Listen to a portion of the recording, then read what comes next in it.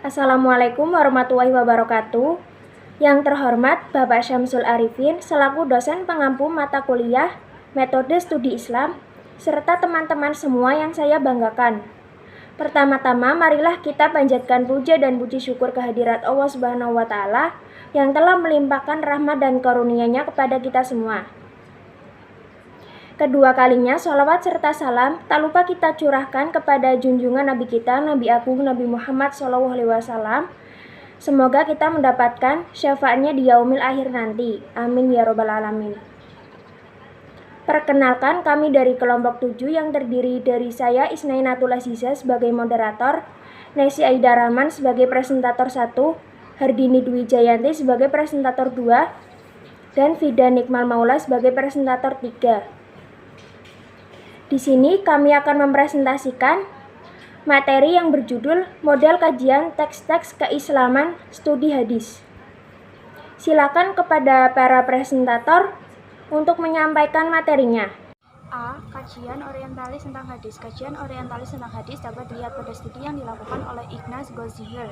Pandangan-pandangannya banyak diikuti oleh kebanyakan kaum orientalis seperti Leone Chaitin, T.W. Juyenbol, Gaston Witt, Joseph Kahn, Coulson, Alfred Guillaume, dan H.A.R. Gibb dalam karyanya Muslim Studies dan dalam sebuah bab berjudul Reaksi Terhadap Pemalsuan Hadis. Goldziher membahas bagaimana metode kritik dan sarjana Muslim terhadap fenomena pemalsuan hadis. Ia menyimpulkan tanda-tanda dari ungkapan-ungkapan dalam reaksi ini ke dalam 3 cara berbeda dan menyimpulkan bahwa ada bahaya yang sangat nyata dari tindakan penyeludupan hadis. Bahaya itu mengancam seluruh bidang sunnah dalam agama dan kehidupan politik.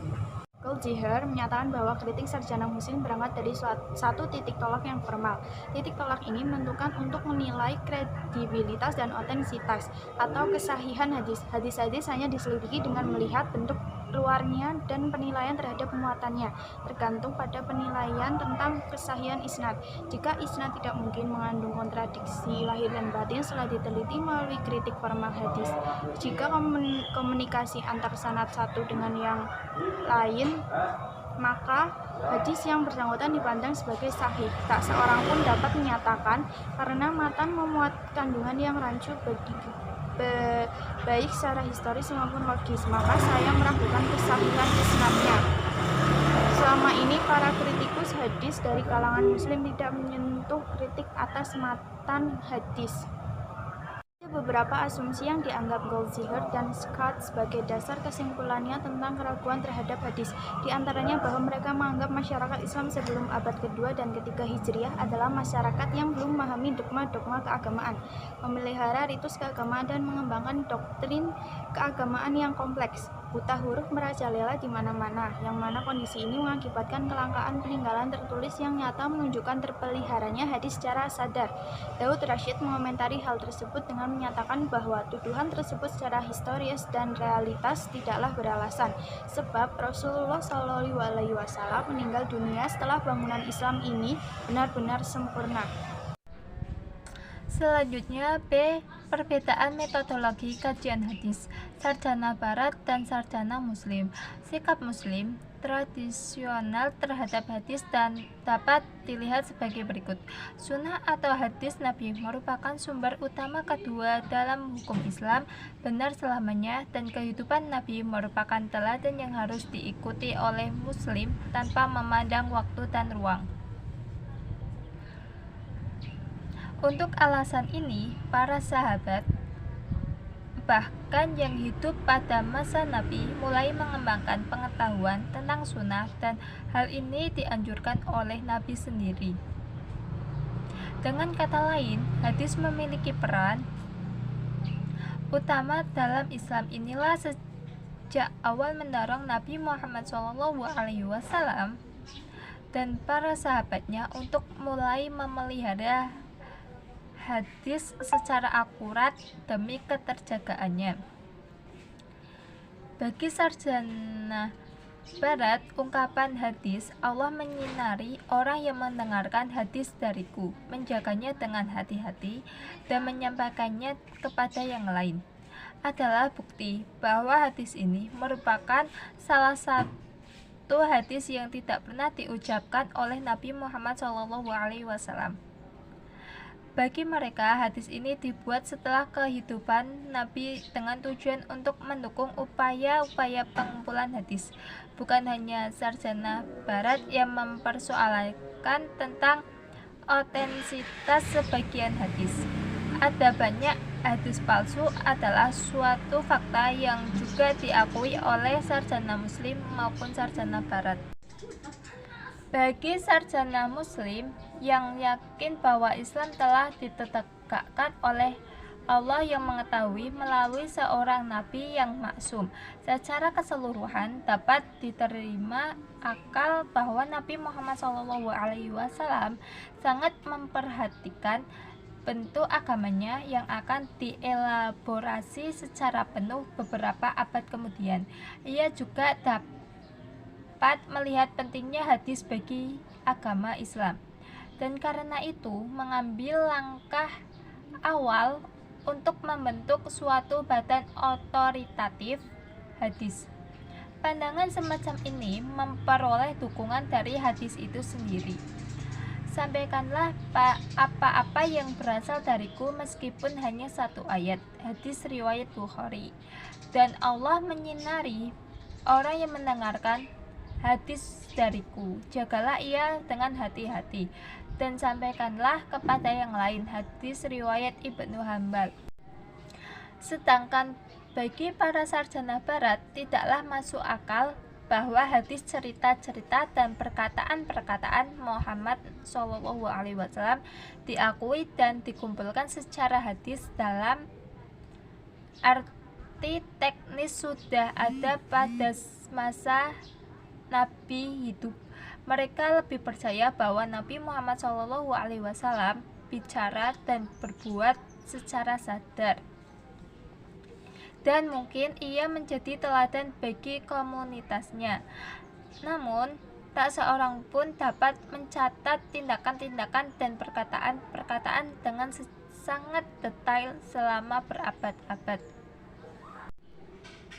Sementara itu, para sarjana barat tidak terkesan dengan kecanggihan metode-metode untuk menentukan otentisitas hadis berdasarkan isnad. Mereka ingin kembali kepada matan atau muatan dari hadis. Mereka memiliki alasan untuk meragukan adanya hadis-hadis yang tidak berasal dari masa Nabi, karena hadis-hadis itu bicara tentang persoalan-persoalan yang muncul setelah kematian Nabi. Asumsi ini didukung oleh fakta bahwa sebagian kaum muslimin belakangan berusaha untuk menemukan dukungan bagi kelompok atau ajaran mereka yang enggan menyadarkan pandangan mereka kepada perkataan Nabi Muhammad SAW. Sementara itu, para sarjana barat tidak terkesan dengan kecanggihan metode-metode untuk menentukan otentisitas hadis berdasarkan isnad. Mereka ingin kembali kepada matan atau muatan dari hadis. Mereka memiliki alasan untuk meragukan adanya hadis-hadis yang tidak berasal dari masa Nabi, karena hadis-hadis itu bicara tentang persoalan-persoalan yang muncul setelah kematian Nabi. Asumsi ini didukung oleh fakta bahwa sebagian kaum muslimin belakangan berusaha untuk menemukan dukungan bagi kelompok atau ajaran mereka yang enggan menyadarkan pandangan mereka kepada perkataan Nabi Muhammad SAW. Kajian-kajian mereka berkaitan dengan persoalan kritik teks yang pada akhirnya dapat meragukan beberapa catatan tentang hadis. Di antara mereka adalah A. M. Rashid Ridha, B. Mahmud Abu Rayyah, C. Ahmad Amin, D. Ismail Ahmad Adam. Kajian-kajian dari 4 sarjana muslim di atas memperoleh respon dan reaksi dari beberapa sarjana muslim lainnya. Muhammad Abdul Rauf 1983 menyatakan bahwa penjelasan-penjelasan tentang karya-karya klasik, hadis, dan para periwayat yang terhormat telah dilakukan oleh penulis modern Abu Rayyah. Ratusan halaman ditulis untuk mempertahankan sunnah dari para penolaknya, khususnya berkaitan dengan persoalan kritik matan.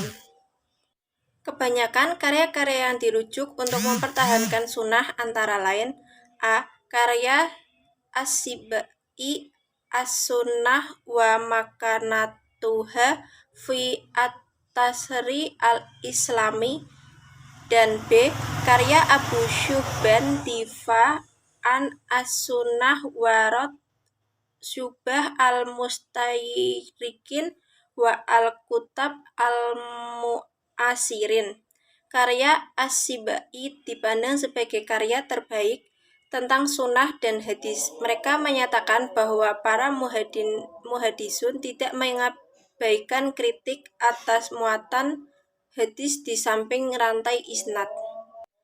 Dengan demikian, dari bahasa di muka tentang banyaknya kaum orientalis dan beberapa sarjana dan kritikus muslim modern bahwa muhaddisun masa awal telah memberikan tekanan pada isnad pada saat melakukan kritik hadis, dan bahwa mereka telah mengabaikan kritik atas muatan hadis itu sendiri, tidak dapat diterima dan keliru, karena pada faktanya para muhadisun telah mengupayakan kritik hadis baik dari sisi isnad maupun matannya.